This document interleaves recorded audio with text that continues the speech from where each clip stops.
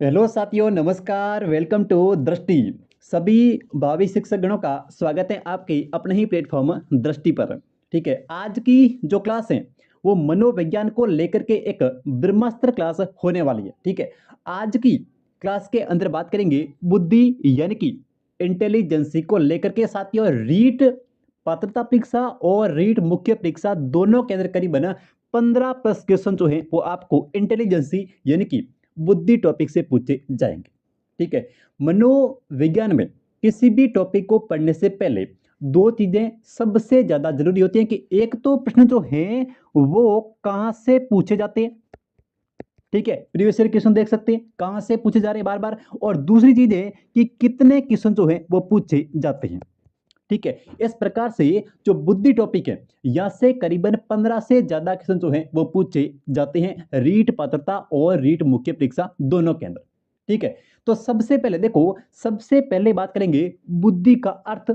यहां से क्वेश्चन जो पूछा जाता है वो आता है परिभाषा के रूप में, यानी कि डेफिनेशन ऑफ इंटेलिजेंसी, बुद्धि की परिभाषा। ठीक है, 4 से 5 मनोवैज्ञानिक जो हुए हैं उनकी परिभाषा याद करके जाना है। ठीक है, और यहां से एक क्वेश्चन जो है वो परिभाषा का आपको जरूर देखने को मिलेगा। ठीक है, देखो 4 या 5 परिभाषाएं आराम से ट्रिक के साथ में एक एक शब्द को लेकर के मैं आपको याद करवा दूंगा और क्लास के अंदर ही याद हो जाएगी। फिर कोई भी परिभाषा भले ही पूछे आप आराम से उसका जो है वो आंसर दे देंगे। ठीक है, लेकिन आपको धैर्य के साथ में आराम से पूरी क्लास को जो है वो देखना पड़ेगा। ठीक है, उसके बाद में बात करेंगे बुद्धि के सिद्धांत को लेकर के। ठीक है, और सबसे ज्यादा क्वेश्चन जो है वो यहां से पूछे जाते हैं बुद्धि के सिद्धांत को लेकर के। ठीक है, बुद्धि के सिद्धांत में एक कारक हो गया सिद्धांत, द्विकारक है, बहुकारक है, ठीक है, समूह कारक है। कोई सा भी तरल पूछ ले, ठोस पूछ ले, कोई भी सिद्धांत पूछ लेगा आराम से आंसर कर दोगे, कोई दिक्कत नहीं है। ठीक है, तो ये हो गई बुद्धि के सिद्धांत। उसके बाद में बात करेंगे बुद्धि का मापन। बुद्धि का मापन जो है उससे सीधा क्वेश्चन आता है कि एक बालक जो है, ठीक है, उसकी जो वास्तविक आयु है यानी कि क्रॉनिकल जो एज है वो 10 वर्ष है। ठीक है, उसकी जो मानसिक आयु है यानी कि उसकी जो मेंटल एज है, ठीक है, वो 14 वर्ष है। ठीक है, बताओ उस बालक की जो बुद्धि लब्धि है वो कितनी होगी। ठीक है, आराम से कर लोगे लेकिन आपको देखना पड़ेगा क्लास को। ठीक है, और वेरी वेरी मोस्ट इंपॉर्टेंट है, हर बार यहां से क्वेश्चन जो है वो पूछा जाता है। ठीक है, तो चलिए कर लेते हैं शुरुआत बिना किसी देरी के। क्लास को एक लाइक जो है वो जरूर कर देना। चलिए देखते हैं आज की क्लास का अपना पहला क्वेश्चन, और क्वेश्चन है भाई परिभाषा का। ठीक है साथियों, पहली बुद्धि की डेफिनेशन है कि विभिन्न वस्तुओं, ठीक है, और विचारों के मध्य जो जटिल संबंधों को समझने की जो मानसिक क्षमता है ये बुद्धि है। और रीट सेकंड लेवल के अंदर 2012 के अंदर पूछा गया क्वेश्चन है भाई। ठीक है, विभिन्न वस्तुओं और विचारों के मध्य, विभिन्न वस्तुओं और विचारों के मध्य जो जटिल संबंध होते हैं उनको समझने की मानसिक क्षमता ही क्या है, मेंटल। ठीक है, मानसिक क्षमता ही जो है वो बुद्धि है। ये परिभाषा जो है वो किसकी है, बताओ भाई किसकी हो जाएगी। ठीक है, बकिंघम की है, कोलसैनी की है, टर्मन की है, या फिर थ्रस्टन की है। ठीक है, बताओ भाई कौन सा ऑप्शन जो है वो इनमें से सही हो जाएगा। विभिन्न वस्तुओं और विचारों के मध्य जटिल संबंधों को समझने की मानसिक क्षमता जो है वही बुद्धि है। ये परिभाषा किस मनोवैज्ञानिक की है। बिल्कुल बिल्कुल बिल्कुल, जिनका भी आंसर यहाँ पे डी आ रहा है, ठीक है, उनका बिल्कुल सही हो जाएगा। विभिन्न वस्तुओं और विचारों के मध्य जो जटिल संबंध है, ठीक है, उनको समझना है, और उनको समझने की जो मानसिक क्षमता है वही क्या है, बुद्धि है, यानी कि इंटेलिजेंस है। ये परिभाषा है किसकी, थ्रस्टन की। ठीक है, ये परिभाषा हो जाएगी थ्रस्टन की। जिनका भी ऑप्शन यहाँ पे डी आ रहा है, ठीक है, उनका बिल्कुल सही हो जाएगा। सेकंड लेवल के अंदर पूछा गया क्वेश्चन है। ठीक है, अब देखो साथियों, यहाँ पे हम बात कर लेते सबसे पहले किसकी, बकिंघम की।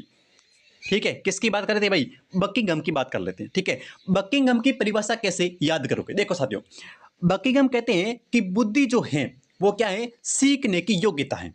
ठीक है, बुद्धि क्या है, सीखने की योग्यता है। तो ऐसे याद याद रखना है कि बकिंघम कहते हैं कि किसी भी चीज को, ठीक है, किसी भी चीज को बकना नहीं है, क्या करना है, सीखना है भाई। ठीक है, किसी भी चीज को बकना नहीं है, क्या करना है, सीखना है। तो सीखने की योग्यता, ठीक है, सीखने की जो योग्यता है वो क्या है, बुद्धि है। बकिंघम कहते हैं कि किसी भी चीज को बकना नहीं है, क्या करना है, सीखना है। तो सीखने से हो जाएगा सीखने की योग्यता। ठीक है, किसकी परिभाषा है? बकिंघम की, बकिंघम की, ठीक है, सीखने की योग्यता। उसके बाद में देखो साथियों, कौल सैनिक की बात कर लेते हैं भाई, ठीक है। कौल सैनिक कहते हैं साथियों, एक कौल और सैनिक दो शब्द है अपने पास में, ठीक है। शब्द कितने हैं? दो शब्द हैं, एक है कौल और एक है सैनिक, ठीक है। एक सैनिक को साथियों, एक सैनिक को कॉल जो है वो तभी करेंगे जब अपने पास में बहुत सारी योग्यताएं होगी, ठीक है। अपने पास में जब बहुत सारी योग्यताएं होगी तभी हम जो है वो एक सैनिक को कॉल करेंगे, यानी कि योग्यताओं का योग, योग्यताओं का जो योग है, ठीक है, योग्यताओं का योग क्या है साथियों? बुद्धि है। ये परिभाषा किसकी है? ये परिभाषा है साथियों कौल सैनिक की, ठीक है। योग्यताओं का जो योग है वो क्या है? बुद्धि है। तो योग्यताओं का योग ही बुद्धि है, ये परिभाषा हो जाएगी कौल सैनिक की, ठीक है। कौल सैनिक यानी कि कौल सैनिक कहते हैं कि मुझे जो है वो तभी कॉल करना जब आपके पास में जो है वो बहुत सारी योग्यताएं हो, यानी कि योग्यताओं का योग हो, बहुत सारी योग्यता हो। तो ऐसे याद करना है कि योग्यताओं का योग एक सैनिक को तभी कॉल करेंगे जब अपने पास में बहुत सारी योग्यताओं का योग होगा, ठीक है। उम्मीद करता हूं आपको ये परिभाषा जो है वो आराम से याद हो गई होगी, कौल सैनिक यानी कि योग्यताओं का योग, ठीक है। उसके बाद में टर्मन, भाई टर्मन आ जाए और अमूर्त विचार आए, ठीक है, ऐसा कभी हो नहीं सकता। तो देखो टर्मन की परिभाषा है अमूर्त विचार, क्या है साथियों? अमूर्त विचार, ठीक है।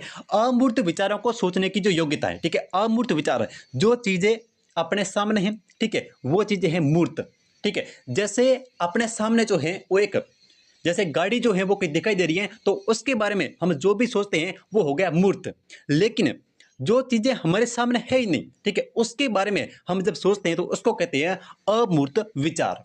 जो चीजें अपने सामने नहीं है उनके बारे में हम जब सोचते हैं तो वो हो गया अमूर्त विचार, ठीक है। तो अमूर्त विचारों की योग्यता, ठीक है, अमूर्त विचारों की जो योग्यता है वो क्या है? वो बुद्धि है। तो ये परिभाषा हो जाएगी किसकी? ये परिभाषा हो जाएगी टर्मन की, ठीक है। देखो बकिंघम क्या कहते हैं? बकना नहीं है, क्या करना है? सीखना है। तो सीखने की योग्यता बुद्धि है, किसने कहा है? बकिंघम ने कहा है, ठीक है। उसके बाद में कौल सैनिक, मुझे एक सैनिक कहता है कि मुझे कॉल जो है वो तभी करना जब आपके पास में बहुत सारी योग्यताओं का योग हो, ठीक है। तो योग्यताओं का योग कौल सैनिक, ठीक है। टर्मन आ जाए तो वहां पे करना है अमूर्त विचार, टर्मन आएगा परिभाषा में आएगा शब्द अमूर्त विचार, ठीक है। उसके बाद में विभिन्न वस्तुओं और विचारों के मध्य जो जटिल संबंध है, ठीक है, उनको समझने की मानसिक क्षमता जो है वो क्या है? बुद्धि है, ठीक है। ये परिभाषा है थ्रस्टन की, ठीक है। उम्मीद करता हूं चारों परिभाषाएं आपको अच्छे से जो है वो क्लियर हो गई होगी। अगर अच्छे से क्लियर हो गई है तो क्लास को एक लाइक जो है वो जरूर कर देना, ठीक है। बढ़े आगे, देखो अगला क्वेश्चन।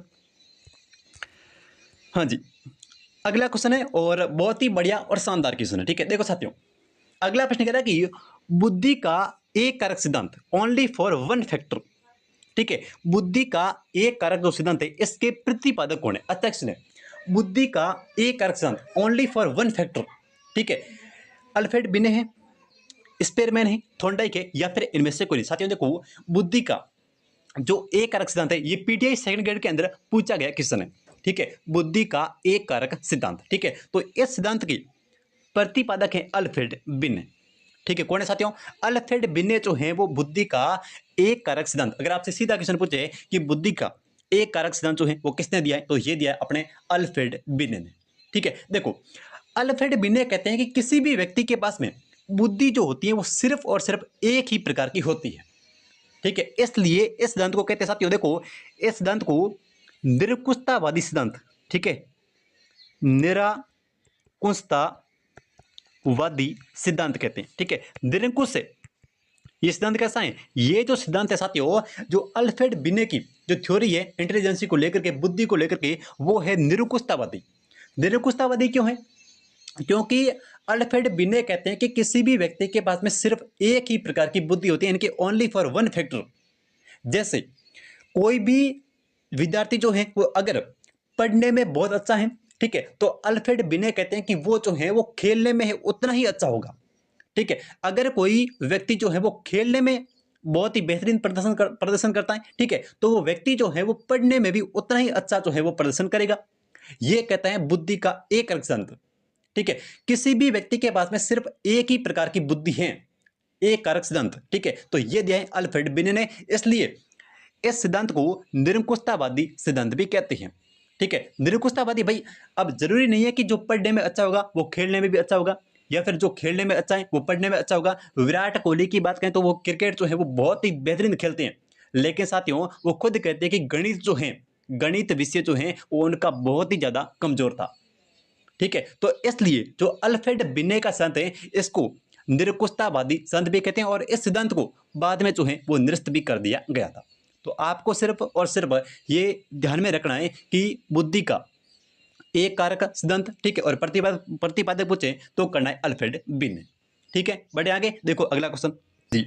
आज की क्लास का देखो अगला क्वेश्चन भाई, साथियों अगला प्रश्न कह रहा है कि बुद्धि का द्विकारक सिद्धांत, ठीक है, इसके प्रतिपादक कौन है। अच्छा क्वेश्चन है, बुद्धि का द्विकारक जो सिद्धांत है ये किसने दिया है। ठीक है, अल्फ्रेड बिने ने दिया है, ठीक है, या फिर स्पेरमैन ने, ब्लूम ने, या फिर हार्वर्ड गार्डन ने। देखो साथियों हम बात कर रहे हैं बुद्धि के द्विकारक सिद्धांत की। ठीक है, सबसे पहले अल्फ्रेड बिने, तो अल्फ्रेड बिने ने दिया है भाई एक कारक। ठीक है, ये हमने अभी पढ़ लिया कि भाई अल्फ्रेड बिने का है एक कारक बुद्धि का सिद्धांत, यानी कि ओनली फॉर वन फैक्टर, जिसको निरंकुशतावादी सिद्धांत भी कहते हैं। ठीक है, तो ये हो गया अल्फ्रेड बिने का। ठीक है, अब देखो बुद्धि का जो द्विकारक सिद्धांत है इसके जो प्रतिपादक हैं वो है साथियों स्पेरमैन। ठीक है, इसके प्रतिपादक हो जाएंगे स्पेरमैन है, तो जिनका भी ऑप्शन यहाँ पे बी आ रहा है, ठीक है, उनका बिल्कुल सही हो जाएगा स्पेरमैन। बुद्धि का जो द्विकारक सिद्धांत है, ठीक है, इसके प्रतिपादक हैं स्पेरमैन। ठीक है, स्पेरमैन यानी कि दो मैन, स्पेरमैन यानी कि दो मैन, दो मैन यानी कि द्विकारक। तो बुद्धि का जो द्विकारक सिद्धांत है, ठीक है, इसके प्रतिपादक अगर आपसे पूछे तो करना है स्पेरमैन। ठीक है, अब देखो ये जो सिद्धांत है ये साथियों दिया गया था 1904 के अंदर। ठीक है, स्पेरमैन ने जो द्विकारक बुद्धि का सिद्धांत है ये दिया था 1904 में। ठीक है, और स्पेरमैन ने कहा था कि किसी भी व्यक्ति के अंदर बुद्धि के दो फैक्टर होते हैं, यानी कि दो कारक होते हैं। ठीक है, दो कारक कौन से, एक तो हो गया सामान्य, एक तो कौन सा, एक तो हो गया सामान्य, और इसको हम कहते हैं जी कारक, यानी कि जनरल। ठीक है, जनरल हो गया। और दूसरा जो होता है वो होता है विशिष्ट, यानी कि इसको हम कहते हैं एस से दर्शाते हैं, यानी कि स्पेशल हो गया भाई। ठीक है, एक तो हो गया सामान्य और एक हो गया विशिष्ट। सामान्य यानी कि जनरल और विशिष्ट यानी कि ऐसे यानी कि स्पेशल। ठीक है, तो जनरल और सामान्य बुद्धि के अंदर दो कारक बताए हैं स्पेरमैन ने। ठीक है, एक तो बताए हैं सामान्य जनरल और एक बताए हैं विशिष्ट यानी कि स्पेशल। तो बुद्धि का जो द्विकारक जो सिद्धांत है इसके प्रतिपादक हो जाएंगे स्पेरमैन। अब देखो सामान्य क्या है और विशिष्ट क्या है। ठीक है, हम सभी जो हैं वो पढ़ाई कर रहे हैं, लेकिन देखो हम सब पढ़ रहे हैं, ये अपने अंदर जो है वो एक सामान्य कारक है कि पढ़ तो कोई भी सकता है। ठीक है, सबके अंदर पढ़ने की एक सामान्य योग्यता है भाई।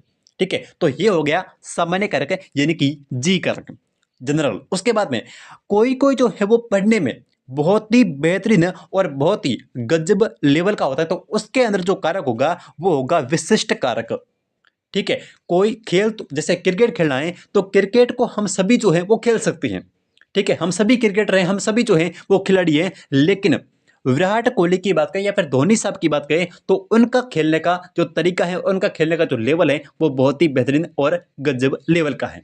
ठीक है, तो ये बुद्धि के दो कारक हैं, एक तो हो गया सामान्य और एक हो गया विशिष्ट। ठीक है, सामान्य जो कारक है साथियों, सामान्य कारक की मैं बात करूं तो ये होता है जन्मजात। ठीक है, सामान्य जो कारक होता है ये साथियों जन्मजात होता है, लेकिन अगर मैं विशिष्ट की बात करूं तो ये जो है वो अपना अर्जित होता है भाई। ठीक है, कोई भी लड़की जो है वो पढ़ने में, ठीक है, पढ़ने में जो है वो बहुत अच्छी है। ठीक है, पढ़ने में मतलब वो अच्छी है, ठीक है, सामान्य है, लेकिन उसका डांस करने का तरीका और डांस करने में वो जो है वो बहुत ही अच्छी है। ठीक है, बहुत ही बेहतरीन है। तो यहाँ पे जो उसका डांस तो सभी कर सकते हैं, लेकिन कोई जो है वो बहुत ही अच्छा और बेहतरीन और गजब लेवल का डांस करता है, तो उसके अंदर जो डांस करने का जो कारक है वो साथियों हो जाएगा विशिष्ट कारक है। यानी कि उसको जो है, यानी कि विशिष्ट जो कारक होता है उसको हम अभ्यास के द्वारा जो है वो अर्जित करते हैं। ठीक है, तो इसको यानी कि विशिष्ट कारक जो है, स्पेशल कारक जो है, यानी कि स्पेशल फैक्टर जो है वो इसको हम अभ्यास के द्वारा अर्जित करते हैं, और जो अपने अंदर जो एक सामान्य कारक है उसको साथियों जो है ये तो अपना जन्मजात होता है। ठीक है, तो बुद्धि का द्विकारक सिद्धांत, ठीक है। प्रतिपादक पूछे तो करना स्पेयरमैन, और इसमें ध्यान रखना एक तो होता है सामान्य कारक और एक होता है विशिष्ट कारक। और अगर आपसे सीधा क्वेश्चन पूछे कि भाई जी कारक और एस कारक जो बुद्धि का सिद्धांत है इसके प्रतिपादक कौन है, तो हो जाएगा स्पेयरमैन, ठीक है। इसमें से एक चीज और यहाँ पे ध्यान रखना कि ये जो सामान्य कारक है, ठीक है, जी कारक है, इसको जो है वो मानसिक ऊर्जा का है, इसको स्पेयरमैन ने क्या कहा है, मानसिक ऊर्जा का है, ठीक है। तो ये भी साथ में ध्यान रखना कि स्पेयरमैन का जो सामान्य कारक है इसको स्पेयरमैन ने मानसिक ऊर्जा का है, ठीक है। तो चले आगे, देखो अगला क्वेश्चन। हाँ जी, अगला क्वेश्चन कह रहा है कि बुद्धि का समूह कारक सिद्धांत, ठीक है, इसके प्रतिपादक कौन है। साथियों देखो हम बात कर रहे हैं बुद्धि के समूह कारक सिद्धांत की। तो देखो सबसे पहले स्पेयरमैन, तो स्पेयरमैन ने तो अभी पढ़ लिया, स्पेयरमैन का तो स्पेयरमैन यानी कि दो मैन, यानी कि दो मैन से द्विकारक, ठीक है। तो स्पेयरमैन का हो गया द्विकारक सिद्धांत, जिसके अंदर जनरल यानी कि सामान्य और विशिष्ट पढ़ लिया हमने, ठीक है। उसके बाद में हम बात कर रहे हैं बुद्धि के समूह कारक की। तो साथियों समूह कारक जो प्रतिपादक है समूह कारक सिद्धांत की, इसके हैं थ्रस्टन, ठीक है। समूह कारक की थ्रस्टन है, तो जिनका भी ऑप्शन यहाँ पे सी आ रहा है, ठीक है, उनका बिल्कुल सही हो जाएगा। बुद्धि का जो समूह कारक सिद्धांत है इसके प्रतिपादक है थ्रस्टन, ठीक है। अल्फ्रेड बिने, अल्फ्रेड बिने के बारे में पढ़ लिया, कौन सा, अल्फ्रेड बिने ने दिया था एक कारक, ठीक है। अल्फ्रेड बिने का है एक कारक, ओनली फॉर वन फैक्टर, द्विकारक स्पेयरमैन और एक कारक यानी कि अल्फ्रेड बिने। उसके बाद में समूह कारक सिद्धांत, यानी कि एकमात्र ऐसे मनोवैज्ञानिक है जो अकेले नहीं आते, यानी कि अकेले आने में इनको जो है वो डर लगता है, समूह के अंदर आते हैं। तो समूह कारक यानी कि थ्रस्टन जो है वो हमेशा समूह के अंदर आते हैं, अकेले नहीं आते हैं, ठीक है। अकेले आने से इनको जो है वो डर लगता है। तो ऐसे याद रखना कि समूह कारक सिद्धांत यानी कि थ्रस्टन, ठीक है। तो जिनका भी ऑप्शन यहाँ पे सी है, ठीक है, उनका बिल्कुल सही हो जाएगा। समूह कारक सिद्धांत जो है वो इसके प्रतिपादक हो जाएगी थ्रस्टन, ठीक है। तो इस क्वेश्चन का सी ऑप्शन जो है वो बिल्कुल सही हो जाएगा। थ्रस्टन ने जो है वो समूह कारक बुद्धि का सिद्धांत जो है वो दिया है, ठीक है। अब देखो इस सिद्धांत को साथियों जो है वो मानसिक जो है वो प्राथमिक मानसिक योग्यता कहते हैं। क्या कहते हैं, प्राथमिक मानसिक योग्यता कहते हैं, ठीक है। इसके अंदर जो कुल समूह है, ठीक है, इसके अंदर कुल जो है वो 7 प्रकार के समूह, यानी कि 7 जो हैं वो प्रधान समूह की चर्चा करते हैं, कौन, थ्रस्टन करते हैं, ठीक है। 7 प्रमुख यानी कि 7 जो है वो प्रधान समूह बताए किसने, थ्रस्टन ने। तो इसलिए इसको जो है वो प्राथमिक मानसिक योग्यता का सिद्धांत भी कहते हैं, ठीक है। तो इसके प्रतिपादक थ्रस्टन है, ठीक है। 7 मुख्य जो समूह बताए हैं, और इसको जो है वो प्राथमिक मानसिक योग्यता कहते हैं, और इसको समूह कारक का सिद्धांत भी कहते हैं। तो इसका क्वेश्चन का आपका कौन सा सी ऑप्शन जो है वो बिल्कुल सही हो जाएगा, थ्रस्टन, ठीक है। देखो अगला क्वेश्चन, अगले प्रश्न की बात कर लेते हैं। और अगला प्रश्न कह रहा है कि बुद्धि का त्रिआयामी सिद्धांत, यानी कि इसके अंदर जो है वो त्रिआयामी यानी कि 3 आयाम है, ये इस सिद्धांत के जो है वो प्रतिपादक कौन है। साथियों देखो बुद्धि का त्रिआयामी सिद्धांत, ठीक है। सबसे पहले हम बात करें थ्रस्टन की, ठीक है। थ्रस्टन ने बताए हैं समूह कारक, यानी कि थ्रस्टन जो है वो इनको अकेले आने में क्या लगता है, डर लगता है। तो ये जो है वो हमेशा समूह के अंदर आते हैं। तो समूह कारक सिद्धांत, समूह कारक सिद्धांत, ठीक है, इसके प्रतिपादक है अपने थ्रस्टन, समूह कारक सिद्धांत। उसके बाद में गिलफोर्ड, थॉर्नडाइक या फिर थॉमसन। साथियों बुद्धि का जो त्रिआयामी सिद्धांत दिया है ये दिया है गिलफोर्ड ने, ठीक है। बुद्धि का जो त्रिआयामी सिद्धांत है ये दिया है गिलफोर्ड ने। तो इस क्वेश्चन का आपका बी ऑप्शन जो है वो बिल्कुल सही हो जाएगा, गिलफोर्ड, ठीक है। बुद्धि का 3 आयामी त्रिआयामी, और इसके अंदर जो है वो गिलफोर्ड ने 3 प्रमुख आयाम बताए हैं, ठीक है। पहला जो आयाम है वो है साथियों संक्रिया, या फिर इसको बोलते हैं प्रक्रिया, यानी कि प्रोसेस, संक्रिया या फिर प्रक्रिया, ठीक है।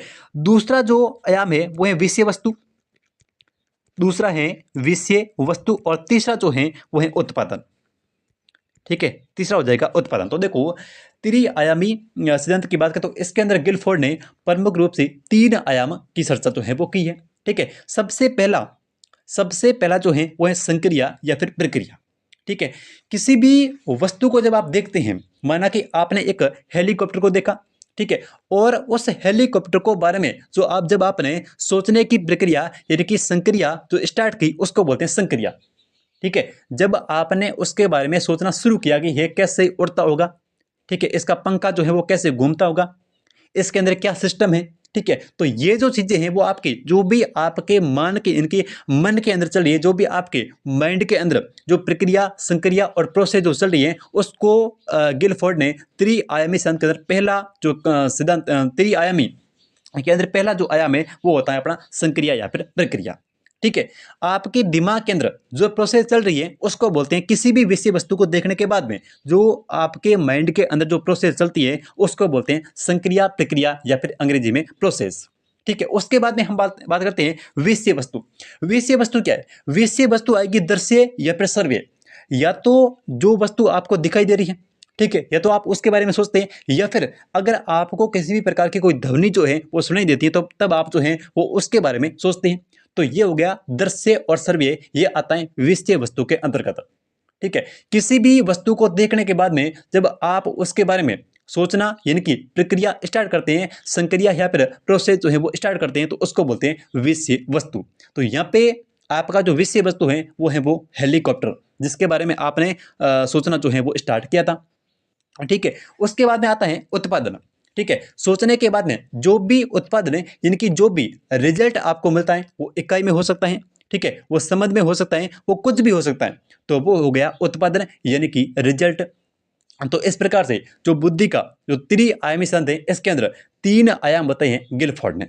ठीक है। एक तो विषय वस्तु, सबसे पहला संक्रिया या फिर प्रक्रिया। ठीक है। पहला जो है वो कौन सा? संक्रिया या फिर प्रक्रिया। इसमें आपका संज्ञान आएगा, ठीक है, स्मृति, धारणा, ठीक है, और स्मृति अभिलेखन, ठीक है, इसमें आएगा अभिसारी चिंतन, इसमें आता है अपसारी चिंतन, बहुत सारी चीजें आएगी। ठीक है। उसके बाद में जैसे विषय वस्तु है तो दृश्य और श्रव्य वो अपना आता है विषय वस्तु के अंतर्गत, और उत्पादन जो इकाई में हो सकता है, वर्ग में हो सकता है, या फिर समझ में पद्धतियां कुछ भी हो सकता है, तो वो जो है वो इस प्रकार से 3 आयाम बताइए यानी कि त्रिआयाम गिलफोर्ड ने। ठीक है। आपको सिर्फ ये तीनों याद रखना है, संक्रिया प्रक्रिया, विषय वस्तु और उत्पादन। ठीक है। त्रिकारक त्रिआयामी सिद्धांत प्रतिपादक हो जाएगी गिलफोर्ड। ठीक है। देखो अगला क्वेश्चन। अगला प्रश्न कह रहा है कि बुद्धि का तरल और ठोस बुद्धि का जो सिद्धांत है इसके प्रतिपादक कौन है? ठीक है। बुद्धि का तरल और ठोस बुद्धि का जो सिद्धांत है इसके प्रतिपादक कौन है? ठीक है। ऑप्शन ए देखो कैटल और हॉर्न है, ऑप्शन बी गिलफोर्ड है, option C Spearman, option D Alfred Binet. देखो साथियों, अल्फ्रेड बिने ने दिया था एक कारक, अल्फ्रेड बिने ने कौन सा? 1 फैक्टर यानी कि एक कारक। ठीक है। उसके बाद में हम बात करें स्पेयरमैन की, तो स्पेयरमैन यानी कि 2 मैन, स्पेयरमैन यानी कि 2 मैन, तो स्पेयरमैन ने दिया कौन सा? स्पेयरमैन ने अपना दिया द्विवीय कारक। ठीक है। द्विवीय कारक जिसके अंदर एक तो होता है स्पेशल और एक होता है सामान्य, यानी कि एक तो जी कारक और एक होता है एस कारक, सामान्य और विशिष्ट कारक का सिद्धांत भी कहते हैं। ठीक है। तो वो दिया था स्पेयरमैन ने। उसके बाद में हम बात कर रहे हैं गिलफोर्ड की, तो गिलफोर्ड के बारे में अभी हमने पढ़ा कि गिलफोर्ड ने दिया त्रिआयामी सिद्धांत, जिसके अंदर त्रिआयामी सिद्धांत। ठीक है। बुद्धि का जो त्रिआयामी सिद्धांत है ये दिया था गिलफोर्ड ने, जिसमें संक्रिया प्रक्रिया प्रोसेस पहला, और दूसरा जो आयाम है वो है विषय वस्तु, और तीसरा हमने पढ़ा था उत्पादन। ठीक है। तो ये हो गया त्रिआयामी और ये इसके प्रतिपादक है गिलफोर्ड। उसके बाद में तरल और ठोस बुद्धि का जो सिद्धांत है इसके प्रतिपादक है कैटल और हॉर्न। ठीक है। इसके जो प्रतिपादक है वो कौन है? कैटल और हॉर्न है। तो इस क्वेश्चन का आपका ए ऑप्शन जो है वो बिल्कुल सही हो जाएगा। तरल और ठोस बुद्धि का जो सिद्धांत है इसके प्रतिपादक है कैटल और हॉर्न। और इस सिद्धांत को साथियों, इस सिद्धांत को जीसी और जीएफ का सिद्धांत भी कहते हैं। ठीक है। जीसी और जीएफ का सिद्धांत भी कहते हैं। ठीक है। कौन से को? अपने तरल और ठोस बुद्धि के सिद्धांत को। तो इस क्वेश्चन का आपका ए ऑप्शन जो है वो बिल्कुल यहाँ पे सही हो जाएगा, कैटल और हॉर्न। ठीक है। देखो अगला क्वेश्चन। अगला प्रश्न कह रहा है कि ये बुद्धि का, देखो बुद्धि का त्रितंत्र यानी कि सूचना संसाधन का जो सिद्धांत है इसके प्रतिपादक कौन है? ठीक है। बुद्धि का त्रितंत्र यानी कि सूचना संसाधन का सिद्धांत भी कहते हैं। ठीक है। इसके प्रतिपादक कौन है? ठीक है। ऑप्शन ए देखो स्टर्नबर्ग है, ऑप्शन बी गिलफोर्ड है, ऑप्शन सी थ्रस्टन है, ऑप्शन डी है कैटल और हॉर्न। देखो साथियों, कैटल और हॉर्न की हमने अभी बात की। ठीक है। इन्होंने दिया है तरल और ठोस बुद्धि का सिद्धांत। ठीक है। जिसको जीसी और जीएफ मॉडल भी कहते हैं। ठीक है। तरल और ठोस बुद्धि का सिद्धांत। तो ये है कैटल और हॉर्न। कैटल मनोवैज्ञानिक थे और हॉर्न जो है वो उनके एक शिष्य थे। तो ये हो जाएगा कैटल और हॉर्न, तरल और ठोस बुद्धि का सिद्धांत, जिसको जीसी और जीएफ मॉडल भी कहते हैं। ठीक है। उसके बाद में थ्रस्टन के बारे में हमने बात की कि भाई थ्रस्टन जो है वो हमेशा कैसे आते हैं? समूह के अंदर आते हैं, क्योंकि इनको जो है वो अकेले आने में डर लगता है। तो ये हो जाएगा समूह कारक सिद्धांत। ठीक है, समूह कारक सिद्धांत, इसके प्रतिपादक है कौन? थर्स्टन। ठीक है, बुद्धि का जो समूह कारक सिद्धांत है, ठीक है, ये दिया है थर्स्टन ने। तो थर्स्टन जो है वो हमेशा एक समूह के अंदर आते हैं, क्योंकि इनको जो है वो अकेले आने में डर लगता है। ठीक है, उसके बाद में हम बात करेंगे गिलफोर्ड की। ठीक है, तो गिलफोर्ड ने त्रिआयामी, ठीक है, त्रिआयामी, ठीक है, तो ये जो सिद्धांत है त्रिआयामी, तो ये दिया था गिलफोर्ड ने, जिसके अंदर 3 आयाम बताई हैं। ठीक है, पहला संक्रिया या फिर प्रक्रिया, दूसरा विषय वस्तु, और तीसरा जो है वो उत्पादन। ठीक है, तो त्रिआयामी दिया है गिलफोर्ड ने। उसके बाद में त्रितंत्र यानी कि सूचना संसाधन के सिद्धांत की बात करें तो ये दिया है स्टर्नबर्ग ने। तो इस क्वेश्चन का आपका ए ऑप्शन जो है वो बिल्कुल सही हो जाएगा। बुद्धि का त्रितंत्र यानी कि सूचना संसाधन का जो सिद्धांत है ये दिया है अपने किसने? स्टर्नबर्ग ने। ठीक है, तो इस क्वेश्चन का ए ऑप्शन जो है वो बिल्कुल सही हो जाएगा, स्टर्नबर्ग। ठीक है, देखो अगला क्वेश्चन। अगला प्रश्न कह रहा है कि बहुबुद्धि, ठीक है, सिद्धांत के प्रतिपादक कौन है? ठीक है, बहुबुद्धि यानी कि मल्टी फैक्टर जो बहुबुद्धि है, इस सिद्धांत के प्रतिपादक कौन है? तो ये जो है वो हो जाएगी हार्वर्ड गार्डनर। ठीक है, ये सबसे ज्यादा इंपॉर्टेंट है और मोस्ट इंपॉर्टेंट लगा था ना, वी मोस्ट इंपॉर्टेंट है कि बहुबुद्धि जो सिद्धांत है इसके प्रतिपादक कौन है? तो ये है हार्वर्ड गार्डनर। ठीक है, हार्वर्ड गार्डनर की बात करें तो इन्होंने जो है वो कुल 9 प्रकार की बुद्धि जो है 9 प्रकार की बुद्धि के प्रकार बताए हैं। ठीक है, हार्वर्ड गार्डनर ने बहुबुद्धि सिद्धांत पे 9 प्रकार की बुद्धि का उल्लेख किया है। ठीक है, तो इतना याद रखना कि एक तो बहुबुद्धि जो सिद्धांत है इसके प्रतिपादक है हार्वर्ड गार्डनर। ठीक है, और बुद्धि जो है वो बुद्धि के 9 प्रकार बताए हैं।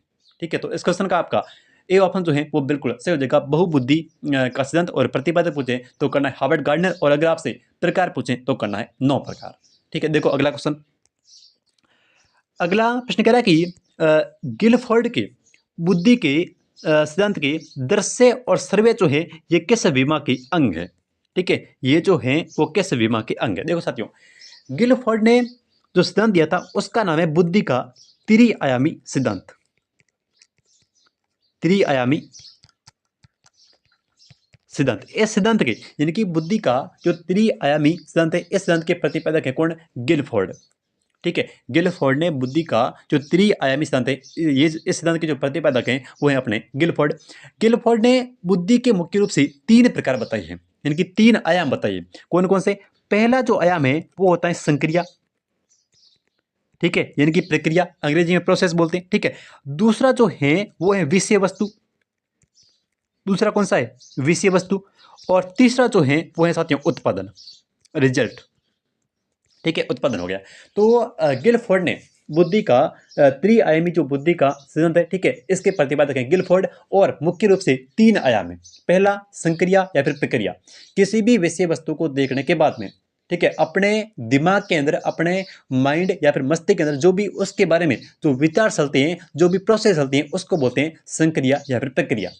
ठीक है, अब जो विषय वस्तु हम देख रहे हैं, यानी दृश्य और सर्वे, या तो किसी वस्तु को देख रहे हैं तो वो हो गया दृश्य, अगर किसी विषय वस्तु को हम अगर कहीं से कोई आवाज जो है वो उसकी सुन रहे हैं तो वो हो गया सर्वे, तो ये होगी अपनी विषय वस्तु। ठीक है, ये क्या हो गई? विषय वस्तु हो गई। तो इसके अंदर जो दृश्य और सर्वे जो है ये साथियों विषय वस्तु के अंग है। ठीक है, किसके अंग है? विषय वस्तु के अंग है। तो इस क्वेश्चन का आपका बी ऑप्शन जो है वो बिल्कुल सही हो जाएगा। दृश्य और सर्वे जो है ये साथियों विषय वस्तु के अंग है। ठीक है, देखो संक्रिया में क्या आएगा? संक्रिया के अंदर संज्ञान आ गया, जो भी अपने दिमाग से संबंधित है, जो भी अपने मन मस्तिष्क से संबंधित है, जैसे संक्रिया। ठीक है, जैसे संज्ञान, ठीक है, कोई स्मृति, ठीक है, स्मृति, अभिलेखन आ गया, अपसारी चिंतन करना, अभिसारी चिंतन करना, ये सभी जो है ये आते हैं संक्रिया में। ठीक है, विषय वस्तु में किसी भी दृश्य या फिर किसी भी सर्वे विषय वस्तु को देखना, भाई दृश्य में आएगा देखना और सर्वे में आएगा सुनना, तो ये जो है वो दृश्य और सर्वे जो है ये साथियों विषय वस्तु के अंग है। अगर कोई रिजल्ट निकल रहा है, अगर कोई उत्पादन निकल रहा है, यानी कि भले वो इकाई में हो सकता है, इकाई वर्ग में हो सकता है, ठीक है, वो कोई संबंध में हो सकता है, ठीक है, उसके बाद में कोई पद्धति हो सकती है, ठीक है, तो ये जो सभी है वो उत्पादन के अंग है। तो यहाँ पे आपसे पूछा है दृश्य और सर्वे का, तो दृश्य और सर्वे जो है ये विषय वस्तु के अंग है, यानी कि विषय वस्तु जो विमा है, आयाम है, इसके अंग है कौन सा? अपना दृश्य और सर्वे। ठीक है, बुद्धि का त्रिआयामी सिद्धांत प्रतिपादक पूछे तो करना है गिलफोर्ड। ठीक है, 3 आयाम याद रखना, एक तो संक्रिया, एक याद रखना विषय वस्तु, और एक याद रखना अपना उत्पादन। ठीक है, देखो अगला क्वेश्चन। अगला प्रश्न कह रहा है कि कैटल और हॉर्न। साथियों, कैटल एक मनोवैज्ञानिक थे, ठीक है, हॉर्न जो है उनका शिष्य था। तो कैटल और हॉर्न के अनुसार बुद्धि का तो स्पेरमैन के जी कारक के समान है। ठीक है, देखो कैटल और हॉर्न ने तरल और ठोस बुद्धि का सिद्धांत दिया, ठीक है, और स्पेरमैन ने जो है वो बुद्धि का द्विवीय कारक सिद्धांत दिया, जिसमें एक तो मैंने आपको कहा था एस यानी कि स्पेशल, एक मैंने आपको कहा था जी यानी कि जनरल। ठीक है, तो स्पेरमैन का जो द्विवीय कारक बुद्धि का सिद्धांत है, जिसके अंदर दो कारक हैं, एक तो सामान्य और एक हो गया विशिष्ट। तो उसके अनुसार यानी कि सामान्य जो जी कारक है, इनकी जनरल जो है, जनरल फैक्टर यानी कि जो सामान्य कारक हैं, ये कैटल और हॉर्न की बुद्धि के किसके समान है? ठीक है, तरल बुद्धि के समान है, ठोस के समान है, दोनों के समान है, या फिर इनमें से कोई। साथियों देखो, कैटल और हॉर्न की जो तरल बुद्धि है, ठीक है, तरल बुद्धि है, ये है स्पेरमैन की जी कारक के समान। कौन सी? तरल। और ठोस जो बुद्धि है, ठोस जो बुद्धि है, ये साथियों यानी कि स्पेशल है, यानी कि एस के समान है। तो इसमें से आपका ए ऑप्शन जो है वो बिल्कुल सही जगह, तरल बुद्धि। ठीक है, देखो अगला क्वेश्चन, अगला प्रश्न है, और ये जो है वो आपके लिए है आज का अंतिम क्वेश्चन। साथियों, प्रश्न कह रहा है कि ये सामान्य तथा विशिष्ट बुद्धि के संत के प्रतिपादक कौन है? ठीक है, सामान्य यानी कि जनरल, ठीक है, और विशिष्ट यानी कि स्पेशल, ठीक है, जी कारक और एस कारक जो बुद्धि का सिद्धांत है, इसके प्रतिपादक कौन है? ठीक है, ऑप्शन ए देखो स्पेरमैन है, option B Cattell, option C Thorndike, option D Thurstone. ठीक है, इस क्वेश्चन का आंसर जो है वो आपको कमेंट करके बताना है। मिलते हैं कल एक नई क्लास के साथ, तब तक के लिए जय हिंद जय भारत।